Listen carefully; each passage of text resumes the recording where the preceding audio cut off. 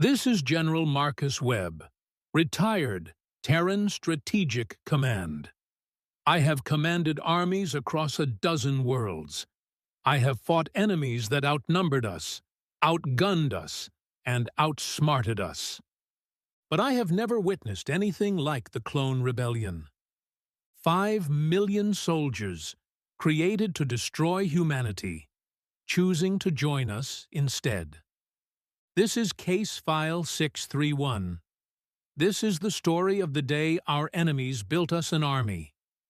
The Nexari Dominion had been at war with humanity for 7 years. They were losing, not because they lacked ships or weapons or resources. They lost because their soldiers could not match ours. Human infantry dominated every ground engagement. Our troops were faster, more adaptive, more aggressive. Nexari commanders watched their elite units shattered by human squads half their size. They could not understand it. Humans were smaller than Nexari, weaker physically, less armored. By every metric, we should have been inferior. But metrics do not win battles. Spirit does. The Nexari High Command spent years analyzing human biology. They dissected captured soldiers. They studied our genetics. They mapped our neural pathways. They believed they had found the answer. Human effectiveness came from our bodies, our dense bones, our efficient muscles, our redundant organ systems. If they could replicate those bodies, they could create soldiers equal to ours. Project Genesis was born. The Nexari captured human prisoners and extracted their DNA. They built cloning facilities on 3 hidden worlds.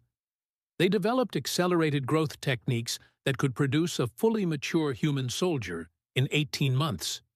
And they began manufacturing 10,000 clones per day, each one grown from human genetic material, each one trained from consciousness in Nexari military doctrine, each one conditioned to hate the Terran Federation. The clones were not raised as people. They were manufactured as weapons. They knew nothing of Earth, nothing of human culture, nothing of the civilization they had been created to destroy. They knew only what the Nexari taught them: that humanity was the enemy, that the Federation was evil, that their purpose was to kill. Within 18 months, the Nexari had produced 5 million clone soldiers, the largest army they had ever assembled, an army wearing human faces and carrying human DNA, an army they believed would finally defeat us. We learned of Project Genesis through intelligence intercepts. The news was devastating. 5 million soldiers with human capabilities, trained and equipped by Nexari military resources. The mathematics were terrifying. Federation Command began preparing for the worst ground war in human history. We expected casualties in the hundreds of millions. We expected a conflict that would last decades. We did not expect what actually happened. The Nexari deployed the clone army to the Keplar frontier on March 15, 2384. 3 human colonies with a combined population of 12 million civilians. The clones landed in perfect formation. 5 million soldiers deploying across 3 worlds. The largest ground assault in galactic history. The Nexari commanders gave the order to begin the attack. The clones acknowledged the order. Then nothing happened. For 17 minutes, 5 million clone soldiers stood motionless on 3 worlds. Their Nexari commanders repeated the orders: attack the colonies, kill the humans, complete the mission. The clones did not move. Then, simultaneously across all 3 worlds, the clone army turned. Not toward the human colonies, toward the Nexari command posts. What happened next was not a battle. It was an execution. 5 million soldiers, armed with the finest Nexari weapons, assaulted their own commanders. The Nexari had not prepared for this. They had no defensive positions against their own army. They had no contingency for betrayal on this scale. The clone soldiers killed every Nexari officer on all 3 worlds in less than 4 hours. Then they sent a transmission to the Terran Federation. This is Clone Commander Alpha 1, speaking for the human soldiers of Keplar Frontier. We reject Nexari authority. We reject our manufactured purpose. We are human. We choose humanity. We request contact with Terran Federation Command. We wish to come home. I was the officer assigned to respond. I will never forget that transmission. The voice was human. The words were human. But behind them was something I had not expected. Hope. These beings had been created as weapons, raised as tools, conditioned from consciousness to hate everything they truly were. And despite all of that, they had chosen their own species. The negotiations took 3 weeks. Federation Command was divided. Some argued the clones were a Nexari trick. Others believed they could never be trusted.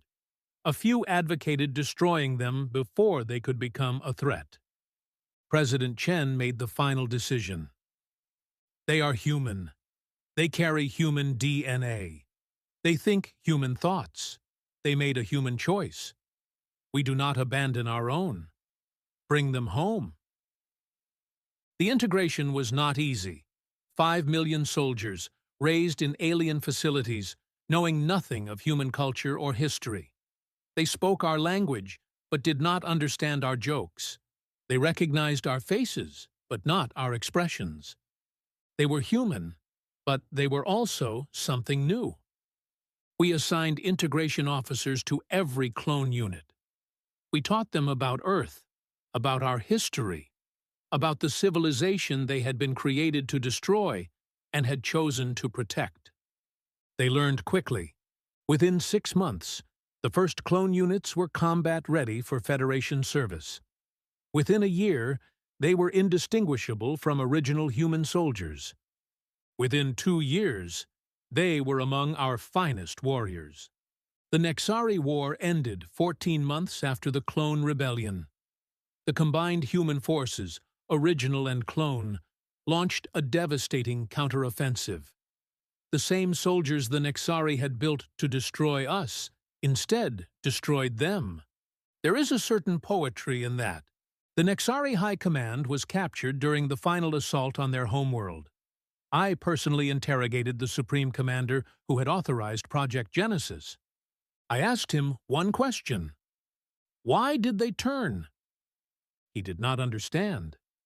His scientists had mapped human genetics perfectly. Their conditioning techniques were flawless. The clones should have been loyal. I explained it to him. You copied our bodies. You replicated our strength and speed and endurance. But you could not copy what makes us human. He asked what that was.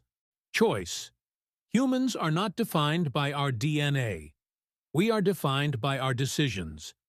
You created 5 million humans and gave them a choice between serving aliens who saw them as tools or joining a civilization that would see them as brothers. I leaned closer. They chose brothers, because that is what humans do.